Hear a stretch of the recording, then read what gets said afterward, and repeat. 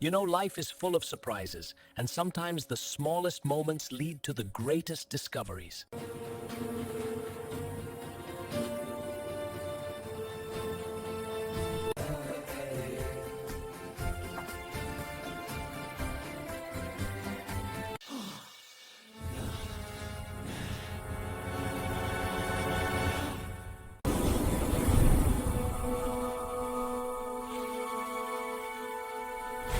सुबह के करीब 8:30 बजे का समय है। गोकुल धाम सोसाइटी में रोज की तरह हलचल शुरू हो चुकी है। बच्चे नीचे साइकिल चला रहे हैं, कोमल बालकनी से डॉक्टर हाथी को नाश्ते के लिए आवाज दे रही हैं और भिड़े मास्टर अपनी स्कूटी साफ करते हुए बुदबुदा रहे हैं। तभी अचानक सीढ़ियों से तेज तेज कदमों की आवाज आती है। अरे बाप रे बाप, ये क्या हो गया मेरे साथ? सब चौंक जाते हैं। ये आवाज है जेठालाल की, जो पसीने से तरबतर हालत में नीचे आते हुए दिखते हैं। हाथ में मोबाइल, माथे पर चिंता की लकीरें और चेहरे पर घबराहट साफ झलक रही है। नत्तू काका दुकान का शटर खोल ही रहे होते हैं। सेठ जी, सुबह सुबह इतनी टेंशन, कहीं तबीयत तो ठीक है? जेठालाल गहरी सांस लेते हैं। नत्तू काका, तबीयत तो बाद में देखेंगे, पहले मेरी किस्मत देखिए। आज ऐसा झटका लगा है कि दिल बैठ गया। बघा घबराकर पूछता है, क्या हुआ सेठ जी? माल में कुछ गड़बड़? जेठालाल सिर पकड़ लेते हैं। अरे बघा, गड़बड़ नहीं, पूरा झोल हो गया है। आज जो सबसे जरूरी डिलीवरी जानी थी, वही पार्सल गायब हो गया है। इतने में तारक मेहता मॉर्निंग वॉक से लौटते हुए वहां पहुंचते हैं। जेठा, सुबह सुबह इतना हंगामा क्यों? क्या हुआ? जेठालाल तारक को देखते ही जैसे टूट जाते हैं। तारक भाई, आज अगर गोकुलधाम ने मेरी मदद नहीं की तो समझो जेठालाल गया। तारक गंभीर हो जाते हैं। पहले आराम से बताओ, हुआ क्या है?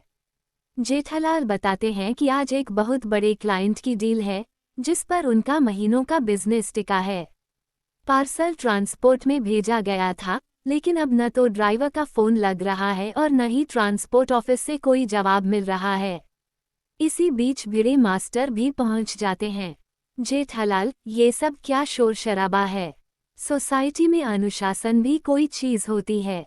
जेठालाल हाथ जोड़ लेते हैं। भिड़े मास्टर, आज अनुशासन से पहले इंसानियत की जरूरत है। भिड़े मास्टर रुक जाते हैं। ठीक है, पहले बताइए समस्या क्या है? धीरे धीरे पूरी सोसाइटी इकट्ठा हो जाती है। माधवी, रोशन सिंह सोरी, रोशन, अयर, बबीता जी, डॉक्टर हाथी, कोमल और पोपटलाल भी अखबार बंद करके आ जाते हैं। सोरी जोर से बोलते हैं, ओ जेठा भाई, टेंशन लेने का नहीं, पूरी गोकुलधाम तेरे साथ है। डॉक्टर हाथी मुस्कुराते हुए कहते हैं, लेकिन पहले सब नाश्ता कर लेते हैं। जेठालाल परेशान होकर कहते हैं, डॉक्टर हाथी, आज नाश्ता नहीं, आज तो खाना भी गले से नहीं उतर रहा। बबीता जी सहानुभूति से कहती हैं, जेठालाल, आप चिंता मत कीजिए, कुछ न कुछ रास्ता जरूर निकलेगा। जेठालाल एक पल को बबीता जी को देखते हैं और थोड़ी देर के लिए अपनी परेशानी भूल जाते हैं। तारक तुरंत कहते हैं, जेठा, फोकस। सब हंस पड़ते हैं, लेकिन माहौल में चिंता बनी रहती है। अयर आगे आते हैं। सबसे पहले हमें ये पता करना होगा कि पार्सल आखिरी बार कहाँ देखा गया था। नत्तू काका बताते हैं कि ट्रक कल रात गोदाम के लिए निकला था और ड्राइवर का नाम रमेश था। सोरी जोश में कहते हैं, मैं ड्राइवर को ढूंढ निकालूंगा। पंजाबी स्टाइल में बात होगी तो सच अपने आप निकलेगा। पोपटलाल घबराकर पूछते हैं, कहीं ये चोरी वोरी का मामला तो नहीं? जेठालाल तुरंत बोलते हैं, अरे नहीं नहीं, ऐसा मत बोलो।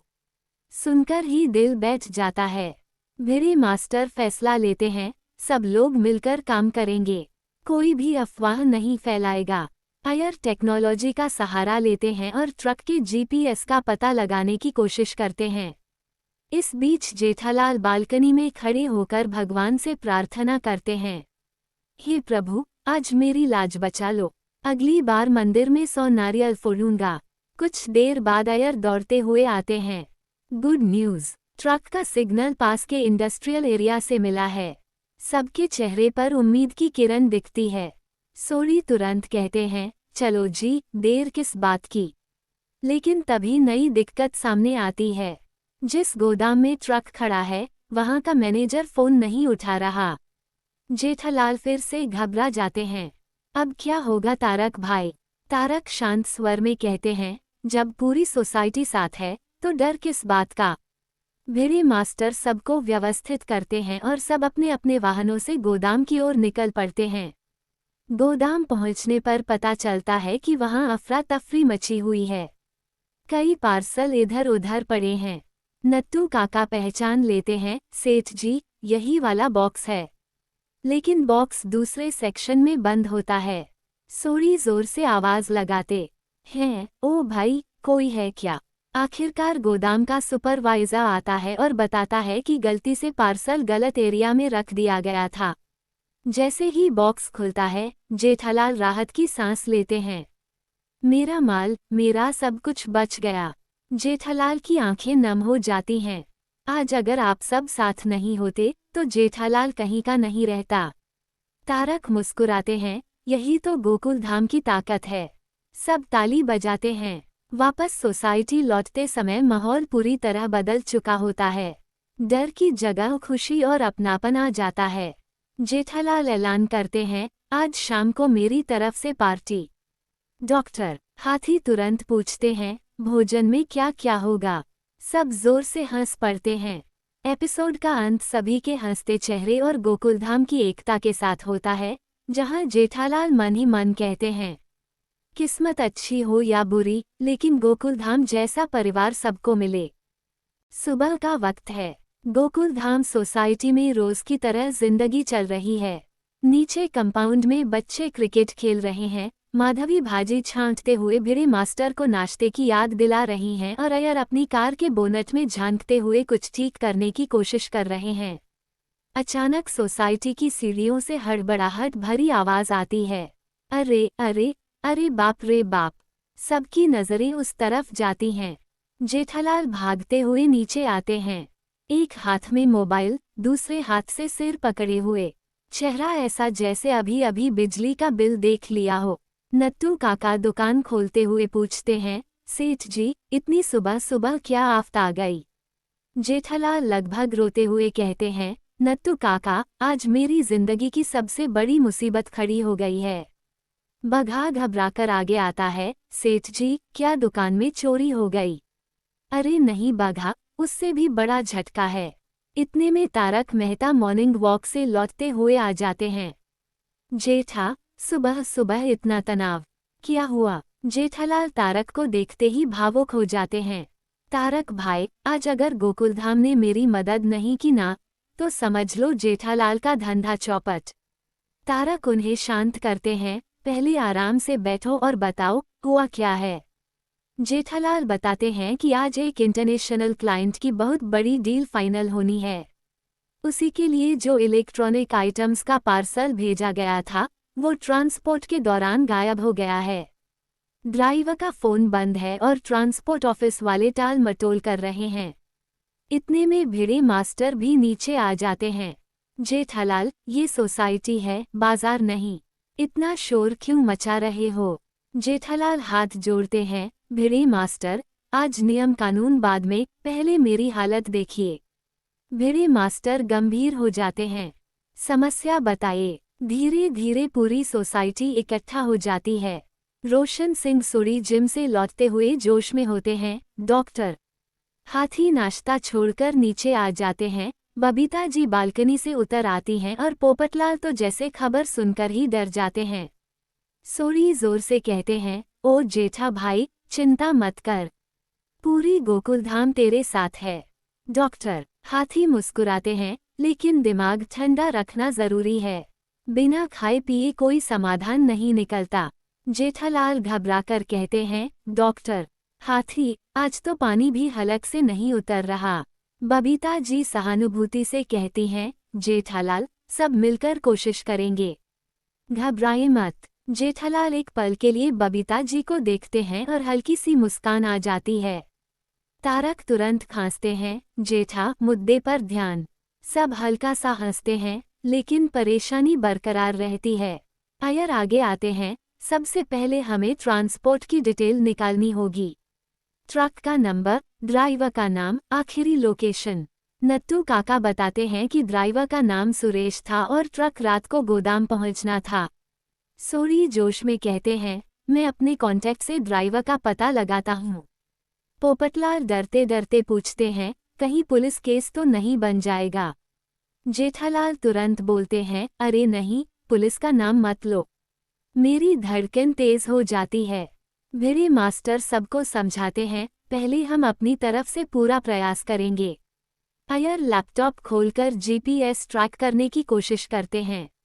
इधर जेठालाल मंदिर की तरफ मुंह करके प्रार्थना करने लगते हैं, हे भगवान, आज बचा लो, अगली बार बड़ा दान करूंगा। कुछ देर बाद अय्यर खुशी से चिल्लाते हैं, मिल गया। ट्रक का आखिरी सिग्नल वेयरहाउस एरिया से आया है। सबके चेहरे पर उम्मीद दिखती है। सोरी कहते हैं, तो फिर चलो, देर किस बात की। लेकिन तभी पता चलता है कि जिस वेयरहाउस में ट्रक है, वहां आज स्टाफ की हड़ताल है। जेठालाल फिर से बैठ जाते हैं। अब तो सब खत्म। तारक उनका कंधा थपथपाते हैं, जेठा, हार मानना तुम्हारी आदत नहीं है। भिरी मास्टर फैसला लेते हैं कि सब लोग मिलकर वेयरहाउस जाएंगे और बात करेंगे। सब अपने अपने वाहन निकालते हैं। एक साथ जाते हुए पूरा गोकुलधाम परिवार जैसा लगता है। वेयरहाउस पहुंचकर पता चलता है कि कई पार्सल गलत सेक्शन में रख दिए गए हैं। थोड़ी बहस के बाद सुपरवाइजर अंदर जाने देता है। नत्थू काका पहचान लेते हैं, सेठ जी, यही है आपका बॉक्स। लेकिन बॉक्स पर किसी और कंपनी का लेबल लगा होता है। जेठालाल घबरा जाते हैं, ये क्या? ये तो किसी और का नाम है। जांच करने पर पता चलता है कि लेबलिंग की गलती हुई थी। जैसे ही बॉक्स खुलता है और अंदर का सामान सही निकलता है, जेठालाल की आंखें भर आती हैं। बच गया, सब बच गया। वो सबके सामने हाथ जोड़ लेते हैं। आज अगर आप लोग साथ नहीं होते तो जेठालाल अकेला कुछ नहीं कर पाता। तारक मुस्कुराते हैं, यही तो गोकुलधाम की असली पहचान है। सब ताली बजाते हैं। सोरी जेठालाल को गले लगा लेते हैं। वापस सोसाइटी आते ही माहौल पूरी तरह बदल चुका होता है। तनाव की जगह हंसी और अपनापन होता है। जेठालाल खुशी खुशी ऐलान करते हैं, आज शाम मेरी तरफ से पार्टी।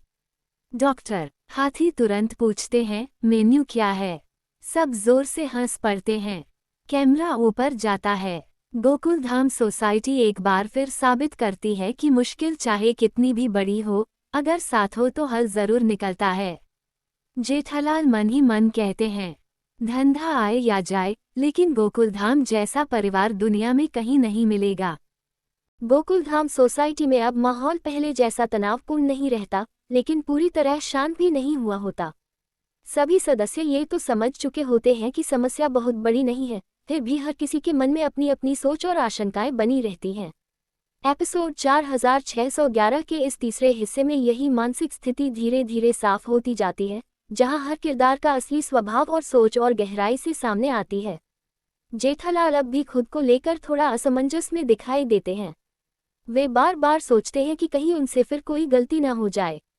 उनका स्वभाव ऐसा है कि वे भले ही बाहर से हंसी मजाक करते दिखें, लेकिन अंदर से काफी भावुक होते हैं। इस हिस्से में जेठालाल का ये पहलू और स्पष्ट हो जाता है। वे खुद से सवाल करते हैं कि क्या वे सच में सबके लिए परेशानी का कारण बनते हैं या फिर लोग उनकी बातों को ज़रूरत से ज़्यादा बढ़ा देते हैं। उनका यह आत्ममंथन दर्शकों को हंसाने के साथ साथ उनके किरदार से भावनात्मक रूप से जोड़ देता है। तारक मेहता इस पूरे भाग में एक मार्गदर्शक की भूमिका निभाते हुए दिखाई देते हैं। वे केवल जेठालाल को ही नहीं, बल्कि बाकी सदस्यों को भी यह समझाने की कोशिश करते हैं कि किसी भी समाज में अलग अलग सोच होना स्वाभाविक है। तारक का मानना है कि समस्या तब पैदा होती है जब हम सामने वाले की बात सुने बिना निष्कर्ष निकाल लेते हैं। उनके संवादों में जीवन का अनुभव और परिपक्वता झलकती है। इस हिस्से में तारक मेहता का किरदार शो की आत्मा के रूप में उभर कर आता है। अंजलि मेहता भी इस बातचीत में अहम भूमिका निभाती हैं। वे सभी को ये याद दिलाती हैं कि मानसिक शांति और स्वास्थ्य सबसे जरूरी है। उनका कहना होता है कि जब मन शांत होता है, तभी सही फैसले लिए जा सकते हैं। अंजलि का किरदार ये दिखाता है कि समझदारी केवल बड़ी बड़ी बातों में नहीं, बल्कि छोटे छोटे व्यवहार में भी झलकती है। वे बिना किसी को ठेस पहुंचाए अपनी बात कहने में माहिर हैं। आत्माराम भिड़े अब भी अपनी जिम्मेदारी को लेकर गंभीर रहते हैं। इस हिस्से में उनके किरदार का एक भावनात्मक पहलू भी सामने आता है। वे ये स्वीकार तो नहीं करते, लेकिन अंदर ही अंदर उन्हें भी यह डर होता है कि कहीं सोसाइटी में उनकी बातों को कोई हल्के में न लेने लगे। उनका अनुशासन प्रिय स्वभाव कई बार उन्हें कठोर बना देता है, लेकिन इस भाग में ये साफ हो जाता है कि उनके इरादे गलत नहीं हैं। वे बस गोकुलधाम की व्यवस्था और सम्मान बनाए रखना चाहते हैं। माधवी भिड़े इस पूरे घटनाक्रम में अपने शांत और संतुलित स्वभाव से सबका दिल जीत लेती हैं। वे न केवल अपने पति को सही गलत का एहसास कराती हैं, बल्कि बाकी सदस्यों को भी जोड़ने का काम करती हैं। माधवी का किरदार ये दर्शाता है कि कभी कभी बिना ऊंची आवाज के कही गई बात ज्यादा असरदार होती है। वे ये साबित करती है कि समझदारी और धैर्य से हर स्थिति को संभाला जा सकता है। पोपटलाल इस हिस्से में थोड़े बदले बदले से नजर आते हैं। हालांकि उनकी शादी की चिंता पूरी तरह खत्म नहीं होती, लेकिन वे ये समझने लगते हैं कि हर बात को अपने अकेलेपन से जोड़ना सही नहीं है। इस भाग में पोपटलाल के संवादों में हल्की सी परिपक्वता दिखाई देती है। वे खुद पर हंसने की कोशिश करते हैं और यही बात उनके किरदार को और मजबूत बनाती है। दर्शक उनके साथ हंसते भी हैं और कहीं न कहीं उनके अकेलेपन को महसूस भी करते हैं। बबीता जी इस पूरे माहौल में शांति और गरिमा का प्रतीक बनी रहती हैं। वे किसी भी बहस में सीधे तौर पर शामिल नहीं होती, लेकिन ज़रूरत पड़ने पर अपनी राय ज़रूर रखती हैं। उनका किरदार ये दिखाता है कि समझदारी केवल बोलने में नहीं, बल्कि समय पर सही बात कहने में होती है। अय्यर भी इस हिस्से में तार्किक ढंग से सोचते हुए दिखाई देते हैं। वे भावनाओं के बजाय तथ्यों पर ध्यान देते हैं, लेकिन जेठालाल के साथ उनकी नोकझोंक अब भी हल्के हास्य का रंग बनाए रखती है। रोशन सिंह सोरी इस भाग में सभी को एकजुट रखने की कोशिश करते हैं। उनका मानना है कि गोकुलधाम की असली पहचान उसकी दोस्ती और भाईचारा है। वे हंसी मजाक के जरिए माहौल को हल्का करते हैं और सबको ये याद दिलाते हैं कि जिंदगी को ज्यादा गंभीरता से लेने की जरूरत नहीं है।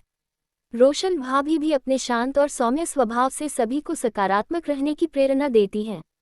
डॉक्टर हाथी इस हिस्से में भी अपने खाने और स्वास्थ्य से जुड़े संवादों के जरिए हास्य पैदा करते हैं, लेकिन इस बार उनके किरदार में भी एक छोटा सा बदलाव दिखाई देता है। वे यह महसूस करते हैं कि केवल अपनी पसंद के बारे में सोचना ही नहीं, बल्कि दूसरों की भावनाओं को समझना भी जरूरी है।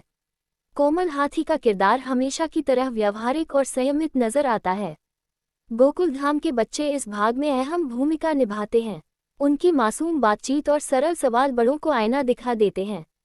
सोनू की समझदारी और बाकी बच्चों की निश्चलता ये साबित करती है कि समाज का भविष्य इन्हीं मूल्यों पर टिका है। बच्चे बिना किसी स्वार्थ के बातें करते हैं और शायद यही वजह है कि उनकी बातों में सच्चाई साफ झलकती है। अब्दुल का किरदार इस हिस्से में और गहराई से उभरता है। वे कम बोलते हैं, लेकिन जब बोलते हैं तो उनकी बात में अनुभव और अपनापन साफ दिखाई देता है। अब्दुल ये दिखाते हैं कि समाज में सबसे ज़रूरी भूमिका वही निभाता है जो बिना किसी अपेक्षा के सबके साथ खड़ा रहता है। उनका शांत स्वभाव इस पूरे घटनाक्रम में एक स्थिरता लेकर आता है। जैसे जैसे बातचीत आगे बढ़ती है, सभी सदस्य यह महसूस करने लगते हैं कि मतभेद होना गलत नहीं है, लेकिन उन्हें दिल में बैठा लेना गलत है। हर किसी को यह एहसास होता है कि वे एक दूसरे पर निर्भर हैं और यही निर्भरता गोकुलधाम को एक परिवार बनाती है। धीरे धीरे हंसी मजाक लौट आता है और माहौल हल्का होने लगता है। अंत में तारक मेहता एक बार फिर अपनी समझदारी भरी बातों से सबको जोड़ते हैं। वे ये कहते हैं कि जिंदगी में हर इंसान से गलती होती है, लेकिन गलती को स्वीकार करना और उससे सीख लेना ही असली समझदारी है।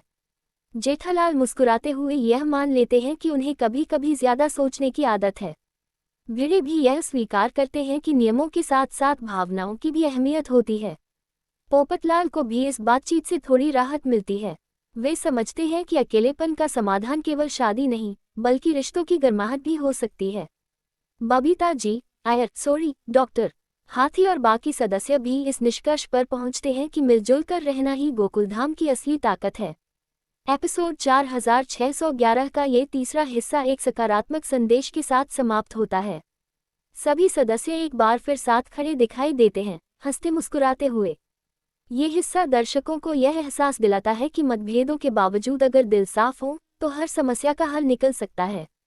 गोकुलधाम केवल एक सोसाइटी नहीं, बल्कि रिश्तों का ऐसा परिवार है जहां हर सदस्य की अपनी अहमियत है।